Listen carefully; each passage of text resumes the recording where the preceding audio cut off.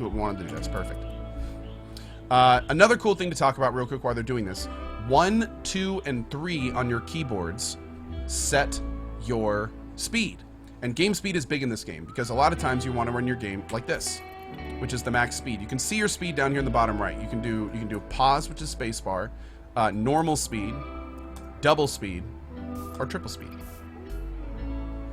So as they collect all this stuff, this is all the hauling taking place. What we're going to do is go ahead and start laying down our growing zones. So we're going to go to zone area, growing. Now it's important to set growing zones early because if you don't, you will run out of food. It's also good to have a little bit of variety, as that will increase some of the happiness that your guys experience later. What we're also going to do is do 2 kind of utility ones. We're going to do one here and one here, and you'll see what I mean here in a second. So if you click on a growing field, you can choose what that's growing. This is going to be potatoes. This one will go ahead and do some corn. This one will go ahead and do some strawberries. Then down here, we're going to go ahead and grow some cotton, and that's going to allow us to craft clothes if we want to, or later we can research how to make carpets, which they really like, the colonists really like, and gives them bonuses to beauty and stuff. So we're going to grow some cotton there, and here we're going to grow heel root. And heel root is really good because we have a very limited supply of med kits, which are here, and every time someone gets doctored, a med kit gets used. It's the highest bonus to healing when using a med kit. So by having heal root, we can start stockpiling on a not quite as good as med kit, but usable medicinal pack for when they do doctoring stuff. Now, another thing we need to start thinking about is where these people are going to live. So there's lots of ways to set up houses in this game. What you can do normally is you can just build walls. So if we wanted to, for instance, we go to structure. We could right-click on this to select a resource we have more of, like wood, and we could just build a little house. You could just draw out the stuff here. We could make a wood door. We could go into furniture. We could make a right-click on the bed, make a wood bed. So right there, boom, that's a house. And if I hit unpause right now, then all my little guys would run around, bring resources back to here, and start building it. Now, one of the things I like to do is actually... all I did there was click cancel, by the way, and then drag a window over it. What I like to do is actually make, I like to make houses and structures inside of mountains. Kind of like a dwarf fortress vibe. And we do that by going to orders, going to mining, and then we can actually carve out our rooms and doors from inside this way. Now, another thing that I like to do is because each of our guys has different requirements for things they want, one of those requirements is having a spacious interior. If you do like one path, then as they move through your underground city, they will feel cramped, and that will actually negatively affect their mood. So what we can do is kind of try to space it out a little bit, and this is something I've been working with. I haven't really found a good way to do it yet, but by doing big hallways a lot of times, you may get to a point where it's a little bit easier for your guys to move around. So we'll go ahead and try that today and see if that'll work. Now, all of our farming and stuff is out here, so we'll want this kind of area to be saved for the farming initiative. So in that case, we'll probably want to come up here and start putting some bedrooms on this side. Now, the bedroom size is going to be very subjective. You can do all sorts of things in terms of sizing your bedrooms. Some people like small bedrooms, some people like larger ones, some people like huge ones and go for like spacious interior bonuses, all sorts of different things. For the purpose of this playthrough, we'll probably go ahead and do some rather large bedrooms, and that way we can kind of show a lot of the different things we can do in there. We'll do, let's see, how big do we want to make these? We'll go ahead and do 7 by 5. Actually, 7 by 4. Let's do 7 by 4. Just like that. Ooh, yeah, just like that. And then here we'll make our kind of big junction point. Since this is going to be a junction, we'll go ahead and remove this for now. And that way they won't spend time mining that out. Now, because this is now set as a mine, we're going to see a couple of our guys start working on that as we go. Now, Palme is our one grower, I believe. Let's take a look. Yeah, Palme's our one grower, so she's going to start kind of growing pretty hardcore here. Now, growing not only means that she's going to plant seeds, which you can see her doing now, but she's also going to cut down trees, she's going to flatten out the terrain, she's going to do all sorts of stuff. So this is probably going to take her a little bit, but once she's done, we should see her come out and start mining. Danny, you can see, is still there hauling, which is perfect. That's exactly what we want him to do. We're going to extend out this stockpile a little bit by selecting the stockpile, clicking inside the existing one, and dragging over it. And what that'll do is just extend that stockpile out there. So at this point in the game, we've got a little bit of time because we don't yet have bedrooms. They haven't even started mining those out. We're still growing stuff. We're moving things to our camp. Now, one of the things we'll want to do early, just as a real early thing, is we're going to want, since this is going to take a little bit of time to do, what we're going to do is put a little tiny area over here. And you'll see why here in just a second. I'm going to go to work and I'm going to set a couple people as miners so we can hopefully get this done in a relatively quick fashion here. There we go. There goes Danny. He's doing his mining thing now. Also really cool, you can zoom all the way in with scroll wheel to see exactly what the progress is of them doing different actions, which is kind of nice. That's new. By the way, there's a lot of really great people showing up in chat today. Thank you guys so much. I'm doing a tutorial right now. So, very sorry if I missed your hellos or stopping by. I saw Ectoplasm in there. Hey, Ecto, good to see you, girl. But yeah, we'll be bouncing back and forth between this stuff as we move forward. I'm doing a quick tutorial on how to get started in Rimworld right now. All right, so as you can see, it's now getting dark.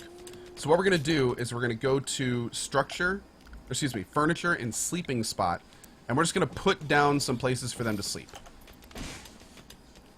And what you'll see here is as it gets later and later, they will eventually go over and start camping out there.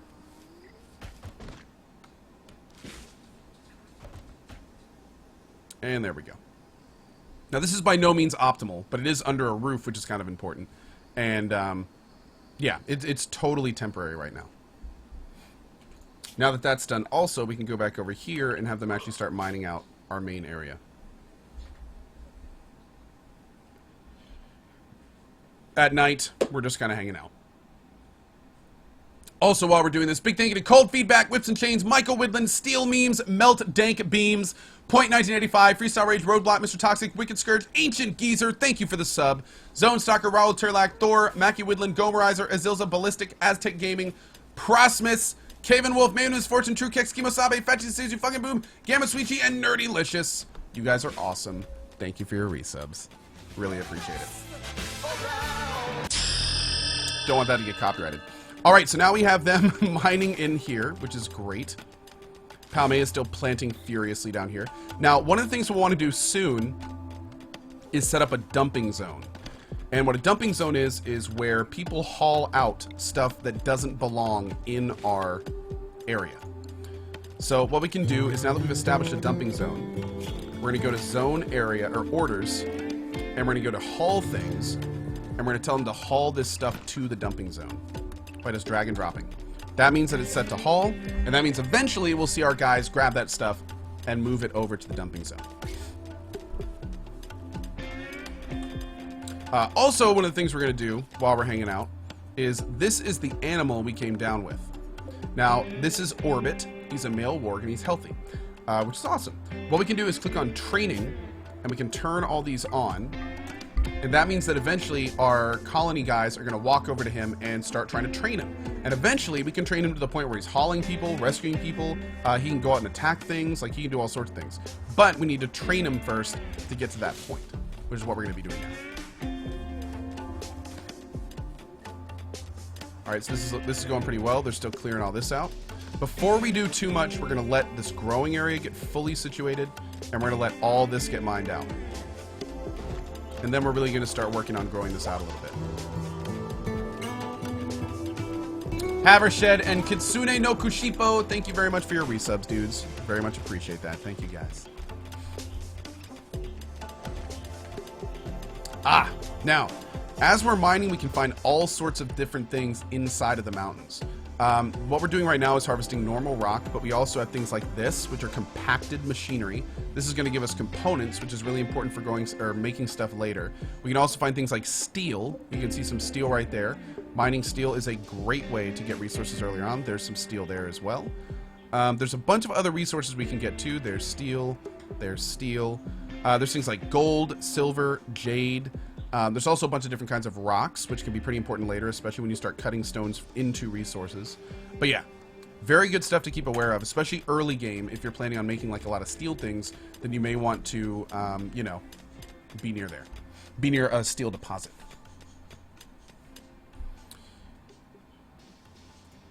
Now, we also got to keep an eye on this, guys. Someone just mentioned in chat, Orbit very much may be a carnivore. So we're going to want to be cognitive of that and make sure that he gets enough meat, or he will starve to death, which would not be good. We don't want Orbit to starve. Hopefully tomorrow we'll have this room done here, and we can start growing that a little bit more. Palmay should also be done soon, and then she can help do that stuff as well. Zenzik, what do you do about bug invasions? Oh, we'll get to that later. Bug invasions can be tough. Yep. Is this game like Terraria? Not really. Not really. Terraria is a little bit more like character-centric, where you are the player. This one is a little bit more about a colony management. You can have a bunch of colonists later on in this game. A bunch. We're talking like 15 plus in some cases. So at that point, it's very different from like a traditional character-centric game. All right, great. So we have one of our first rooms done. So we're going to pause it real quick, mark everything to be carried out. We're going to go ahead and make a wooden double bed, which we'll put right by the door, so I can get into that nice and easily. We're going to put a wooden door next to the front as well. And once that's built, that's going to be our first room, which will be great. You can see right there, a Shap carried over the resources. Now he's building it, and we've got a bed. And there goes the door. Now what we can do, just to clear this out a little bit, is... Oh, did I do an auto door by accident? I did. So we're going to deconstruct that, because I made a mistake there. We don't need a wooden auto door for that. A regular door will be just fine. Basically, the way that the doors work, a wooden door, which is this guy right here, is a door that has to be opened manually. It's a little bit slower to get through, but it doesn't require components, which is important because components is kind of a rare material. Auto doors, on the other hand, allow people to move through them without any stopping. So they can just, they're much quicker. So anywhere that you're going to have a lot of traffic, you always want auto doors. Any place where speed is not so much of an issue, like into bedrooms at night, then normal doors are just fine.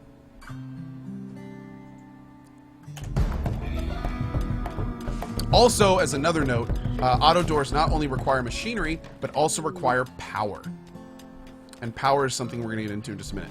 Okay, so we just had one of our first events, which is a group of visitors coming in. We can left-click on that and then jump to the location to see who they are. Now, these two guys are from another colony. There are other colonies in the game that you have a faction with. And depending on how you are with those colonies, they may attack you, or they may not attack you.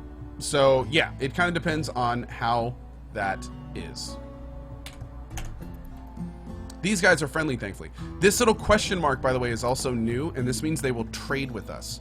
What we can do is select one of our guys, right-click on that person, and trade with them, and they will run over, and actually it will bring up a trade interface. Now, you want to make sure that you pick your guy with the highest social rating, which is this guy right here.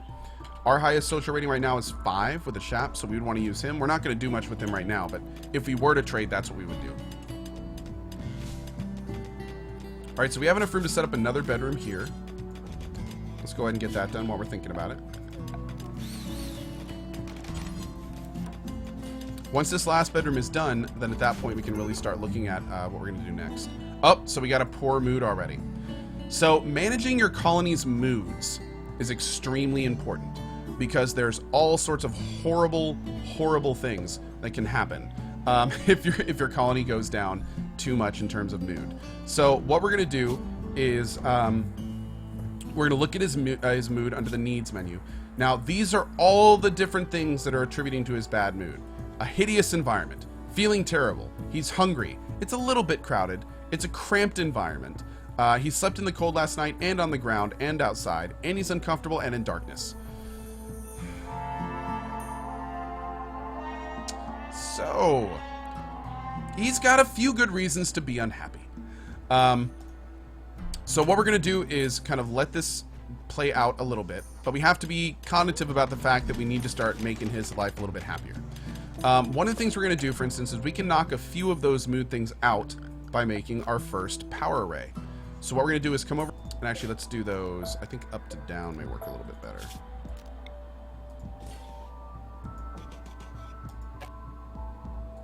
Let's go ahead and clear out these. We're going to put some batteries. And actually, let's do those. I think up to down may work a little bit better.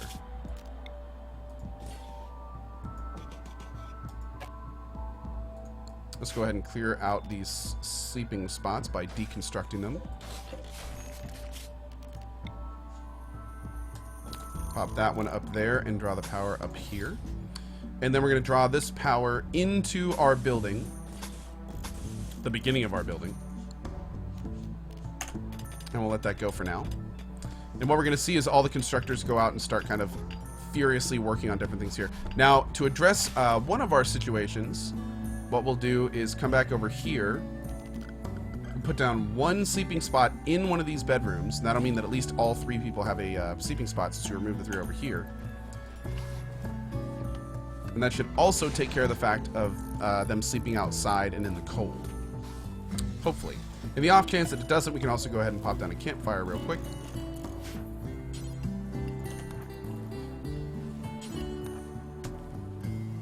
Give them a little bit of heat. They still may not like it, though. It still may be pretty cold in there. Speaking of which, if you're ever wondering about an area's temperature, you can just mouse over it. And if you look down here, this will give you all the information on the tile you're moused over. So if we mouse over in here, we can see it's 10 centigrade in these areas, which is a little bit cold. They may still get the cold bone, or the cold debuff there.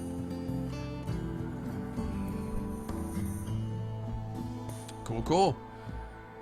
All right, chugging along here. It looks like you'll be here for a while. Palme is suggesting that you give the colony a name. What should it be called? Let's name it Barry Carlionville. Opia Sauce Nation. Ish. Tizzle. That sounds like it would be an actual city. The colony name isn't valid. Oh. Barry Carlionville Opia. Yeah. There we go. Sounds good. All right.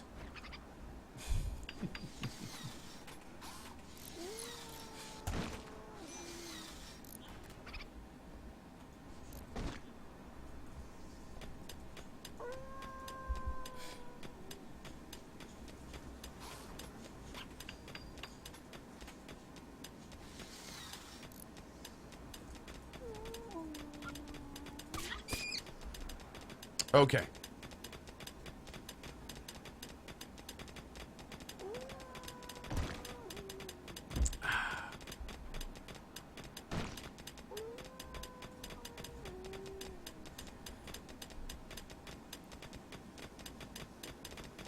So we're still mining this stuff out. Things are looking good. Oh, we hit some steel just there. That's great. Oh, we got a mad animal. Okay. So, this is one of the events that can happen, and in some cases it's really, really bad. In this one, hopefully it'll be okay. What we're going to do is we got this guy right here. He is a squirrel. He is maddened and a manhunter. You can see down here. And he is going to attempt to kill all our guys. So what we need to do is select our dudes. We have to hit R to draft them. Also, that's we can do that by just clicking the little draft thing right down here. You know they're drafted if they have an underline named. And we're going to set Danny to go here, Palme to go down here, and a Shap is non-violent, so he can't really do anything. But now this is going to be pretty bad. We're going to set it at 1 speed. Oh my lord, look at him go. And the squirrel's attacking.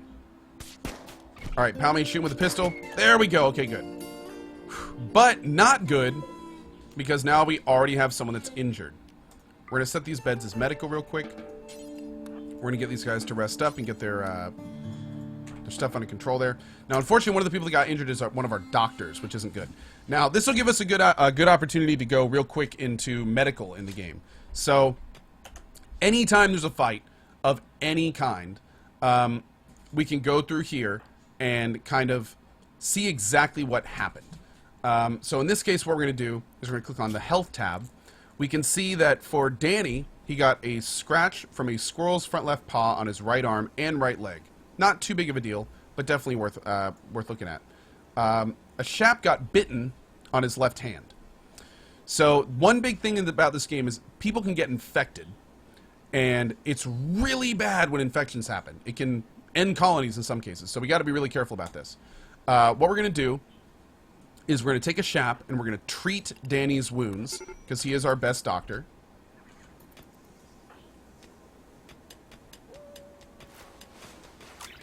There we go. Now, a Shap we're going to put back into bed. Do we have a decent other doctor? No. So in that case, we're going to take Palme, and we are going to set her as a doctor.